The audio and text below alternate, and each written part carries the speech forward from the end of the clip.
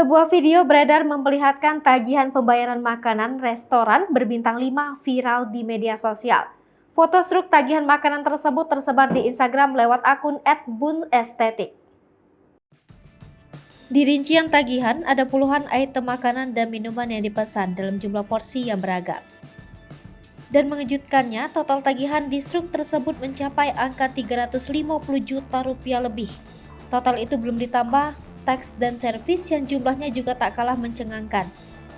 Dalam tagihan tersebut dapat dilihat beberapa makanan yang dipesan oleh atas nama Herman Budiarto ini makan masakan Jepang dan Western.